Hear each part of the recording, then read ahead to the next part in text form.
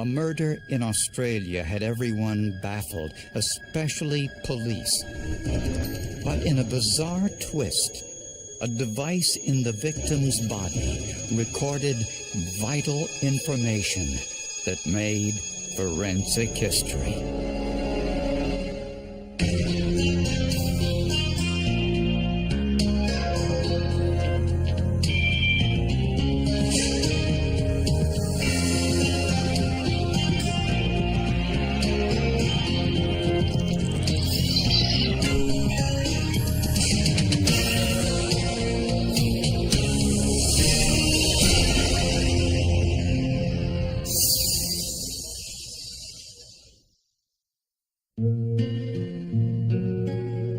Tasmania is a tiny island off the coast of Australia, considered to be one of the most unspoiled and remote spots in the world.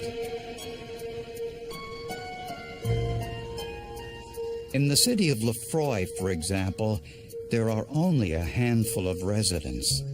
The people that live in Lefroy are sort of people that I think just want to be left alone to some degree. They're not employed, most of them. I would guess that probably 20, 25 people at the most would probably live in Lefroy, and that includes small children. Early on the morning of October 9th, 2000, Ivan Jones went to his cousin's house to ask for a ride. While his cousin got dressed, Jones took his dog for a walk and found one of the neighbors dead. The victim was identified as 72-year-old David Crawford, a retired veteran of the Royal Australian Navy. The way that Mr. Crawford was dressed was a fair indication that he had been in bed. He was wearing pyjamas and had been awoken at night and had left the house to see whatever confrontation it was that awoke him. Forensic pathologist Dr. Robert Kelsall went to the crime scene and tried to determine when Crawford was killed. The time of death is actually quite tricky, but at the time I measured the body temperature and noted the ambient temperature. Dr. Kelsall estimated the murder took place sometime between 4 and 7:30 in the morning when the body was discovered. But there was no way to tell anything more conclusive. This window is quite difficult to work out, mainly because of the vagaries of determining the time of death from the body temperature. Neighbors told police they heard dogs barking just before dawn, but that wasn't unusual. With the wildlife around the town, it may be that it was kangaroos that spooked the dogs, or it may have been the dogs smelt a person. Police found no signs of forced entry, but Crawford's wallet was missing from his bedroom. There were no signs of a struggle inside the house, and no foreign fingerprints either. In the front yard, investigators found what looked like a blood stain. They waited for nightfall, then sprayed the area with luminol. Seconds later, a clear, unmistakable image appeared. You see this accent appear at night with the luminol. Yes, it was pretty amazing. The image was so clear, investigators could determine what type of axe it was. A particular type of axe called a Canadian axe, where the head goes down and forms the bottom edge as a point, and then there's quite a definite arc of the bottom of the head, and you could see that quite clearly in the luminol. It was amazing. With only a few dozen people in town, the killer was probably someone Crawford knew.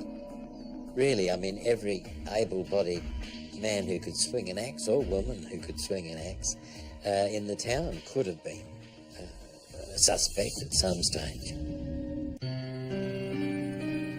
David Crawford's death was a blow to everyone in Lefroy, Tasmania, who knew him to be a kind and generous man. He helped people out in the township of Lefroy, the elderly people. He used to take them out and about and shopping and to doctors and things like that. But he wasn't one that'd have parties or have heaps of people in. He was quite happy with himself, going to see his grandchildren. He was quite happy doing things like that. That was his life. The blood stain discovered on David Crawford's lawn was unmistakably the outline of an axe. The forensic pathologist believed that an axe was most likely the murder weapon. DNA testing revealed the blood was Crawford's. The axe, however, was gone. Obviously, a little town like Lefroy would have a few axes around, but if we were able to find the axe with blood on it, match it up, then we were well on the way to getting a conviction. As a former mining town, Lefroy was riddled with mine shafts, many of which were underwater. They were perfect places to hide a murder weapon.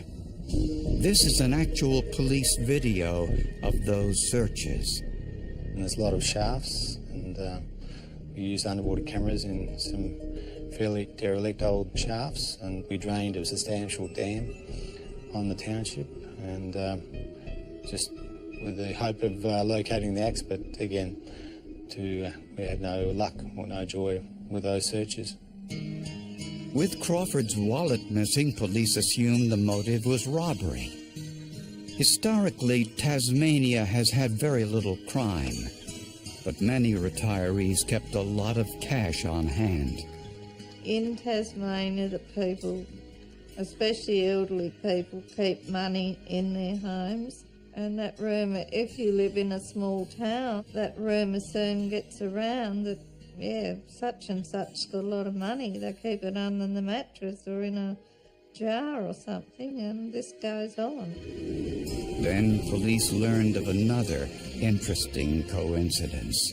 The man who found Crawford's body, 19-year-old Ivan Jones, reported seeing a suspicious man casing the neighborhood. Jones had claimed he had told Mr. Crawford that someone was stalking him, that someone had been seen by Jones with a torch around the house on an evening,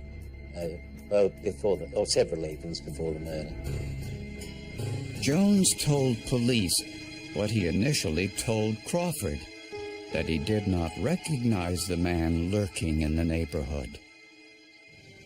On a hunch, investigators asked Jones where he was at the time of Crawford's murder.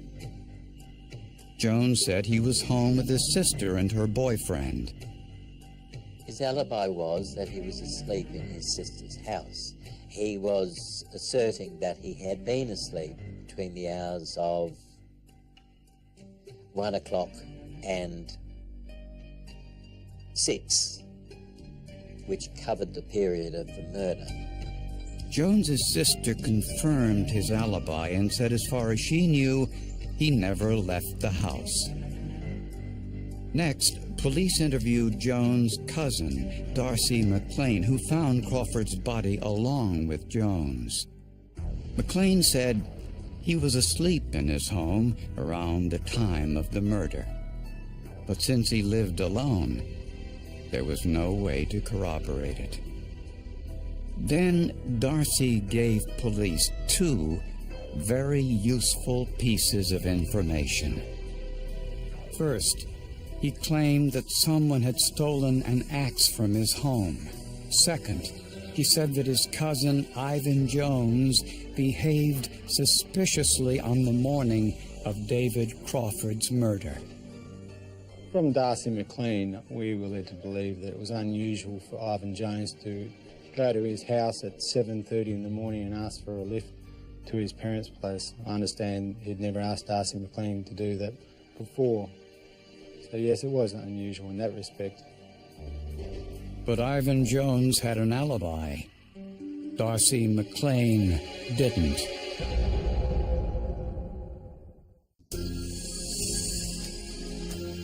David Crawford's autopsy took place in the Royal Hobart Hospital the day after his body was discovered. The cause of death was blunt force trauma to the head, most likely caused by an axe or similar implement. Crawford had been a healthy 72-year-old man except for some heart trouble.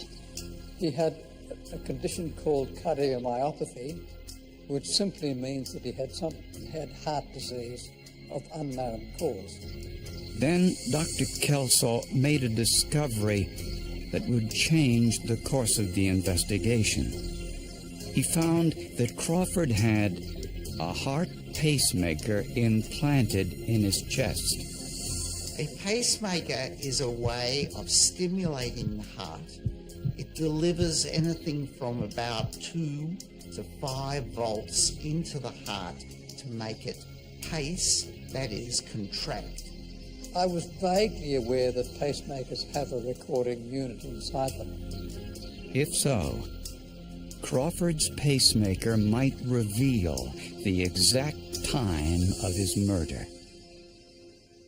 Unfortunately, pacemakers hold information for only a short time before it's recorded over.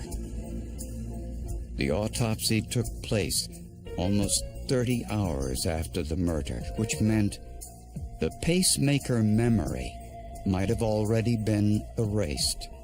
We knew that we didn't have a great deal of time, that we were running out of time. I recall being a little bit nervous, a little bit worried that we mightn't get a reading. The hospital's pacemaker specialist quickly scanned it to gather the pacemaker data and load it onto a computer. In an unbelievable turn of events, this particular pacemaker had something very few pacemakers had at the time: a computer chip that had what's called an event memory. This is unique to this product and is in fact, was hardly ever used. And by sheer chance, the pacemaker technician involved recognised that if there was going to be any information, it would have been on the event record. The software produced a detailed graph that yielded a spectacular array of information.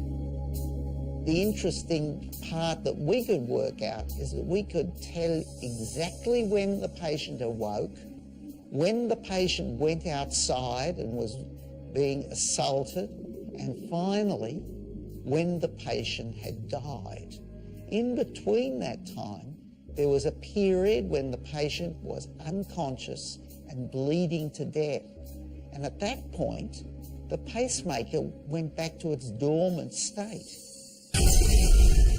The event record showed that David Crawford went to sleep shortly after 10 o'clock.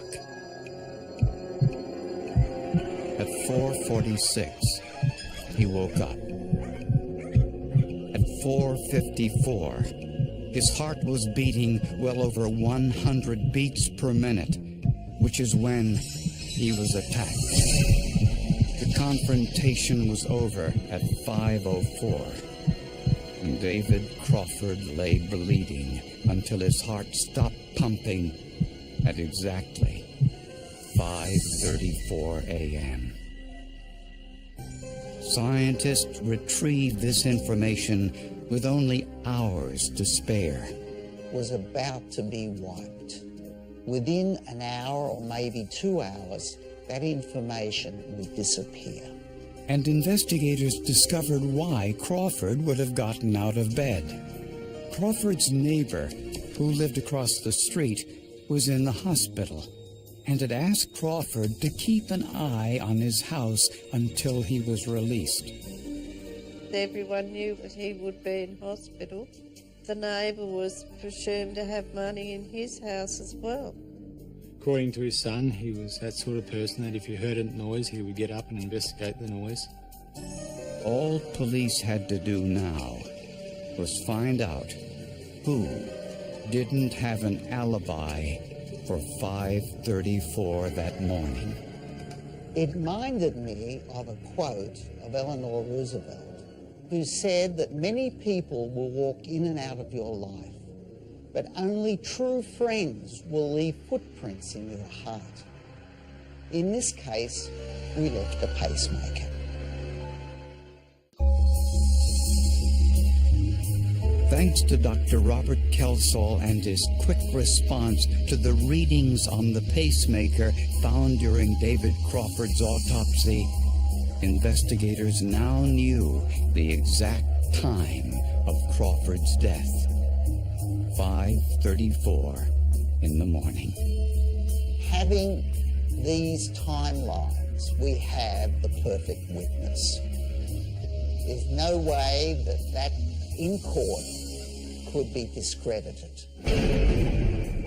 Ivan Jones and Darcy McLean, the two cousins who found Crawford's body, were the prime suspects. But if one of them did it, he made a colossal blunder. Had he waited just a couple of hours longer before calling police, Crawford's pacemaker memory would have been erased. Had he lain there for any length of time longer than he did without being discovered, then we would have lost the time in the pacemaker. But who was the killer? Darcy McLean said he was sleeping at 5:34 on the night of the murder. He lived alone, so there was no way to corroborate his alibi. He also claimed that an axe was missing from his home. A search of his house revealed nothing. Ivan Jones said he was asleep in his sister's home until he woke up at 6 a.m. But Jones' sister provided a slightly different timeline. She said she last saw Ivan at 3 a.m. when he asked her for a cigarette, and then not again until 6 a.m. when she heard him in the shower. So no one could confirm his alibi between 3 and 6 a.m. And police believed that Ivan's 6 a.m. shower was no coincidence. A man who's been involved in a violent murder, one would also expect there to be blood on his body. And of course, the investigation found that he had a shower, almost a bath, by 6 o'clock, and that his clothes had been washed and that bleach had been used in the washing machine where he washed his clothing. In a search of Ivan's home, investigators found a possible link to the murder. One of our detectives located a torch in a hole in the foundation of that residence. It was very clean, it was not covered in dust, so it certainly hadn't been there for any great length of time. To put a flashlight under the house is just something that way out of the ordinary. Not something anybody would do unless they had something to hide. There were no fingerprints on the flashlight, so forensic analyst Debbie McCool looked for possible DNA evidence. I didn't find any obvious bloodstains. I took a swab from the outer surface of the torch. I removed the batteries and swabbed those as well. And she made sure to swab the one place that's easy to overlook, the area underneath the on-off switch, hoping to find dead skin cells. Well, DNA can get onto an object just by handling it, and by swabbing the item, we can often obtain a DNA profile. Amazingly, there were enough skin cells to develop a DNA profile. The skin cells in the crevices of the on-off switch were not Ivan Jones or Darcy McLean's. They were the skin cells of the murder victim, David Crawford, proving it was his flashlight. Mr. Jones, I don't think, was a person of high intelligence. First of all, he committed a gruesome murder. That's bad enough. But then to keep the torch with the DNA at his home just shows the mindset of a person. Investigators believe that Jones planned to burglarize the empty house across the street from David Crawford. To break in, Jones stole the axe from Darcy McLean's home. But when he got to the house, a neighborhood dog started barking and woke David Crawford. He got up and grabbed his flashlight to investigate. Crawford saw Jones.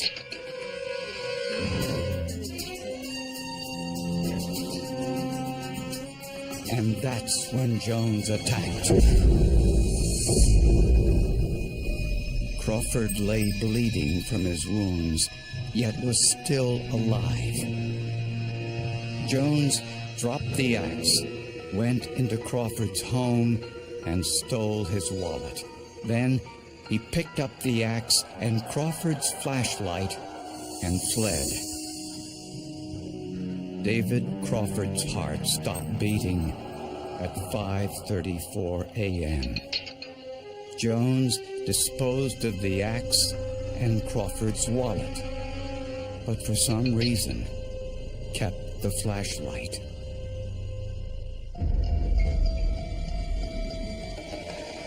To establish an alibi, Jones made sure his sister and her boyfriend heard him taking a shower around 6 a.m. In an attempt to further shore up his alibi, Jones went to his cousin's house at 7:30 that morning, and he arranged to find Crawford's body with his cousin there as a witness, hoping the discovery would eliminate him as a suspect. But Jones didn't know about the pacemaker. Had he waited to call police just a little while longer, the pacemaker's memory would have been lost long before the autopsy.